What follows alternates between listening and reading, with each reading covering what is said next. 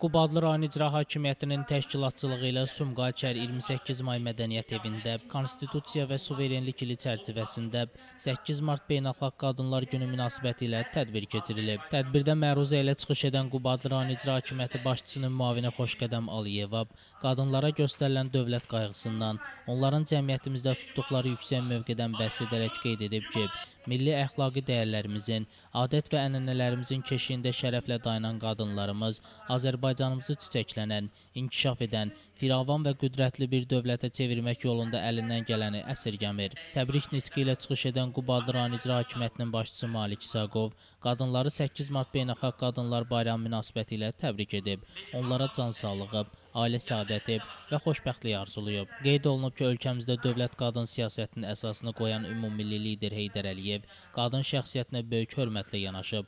Dövlət qadın siyasətinin Prezident İlham Əliyev tərəfindən qətiyyətlə davam etdirilməsi sayəsində Azərbaycan qadınının cəmiyyətdə yeri və nüfuzu daha da artıb. Ölkəmizdə gender siyasətinin gücləndirilməsi, qadınların cəmiyyətdə rolunun yüksəldilməsi üçün ardıcıl tədbirlər həyata keçirilir. Birinci vitse-prezident Mehriban Əliyeva və Heydər Əliyev Fondunun vitse-prezidenti Leyla Əliyevanın ölkənin ictimai-siyasi həyatındakı uğurlu fəaliyyəti, dövlətimiz, dövlətçiliyimiz naminə, xalqın rifahı üçün gördüyü işlər, xeyirxah əməllər bugün Azərbaycan qadınının nə qədər fəal olduğunu təsdiq edir. Malik İsaqov qeyd edib ki, bugün həm də torpaqlarımızın bütövlüyü uğrunda şəhid olmuş qadınlarımızın, bütün şəhid analar və xanımlarının, döyüşlərdə sağlamlığını itirən hərbi qulluqçuların, ömür gün yoldaşlarının, vətənimiz üçün layiqli övladlar böyüdən əsgər analarının bayramıdır.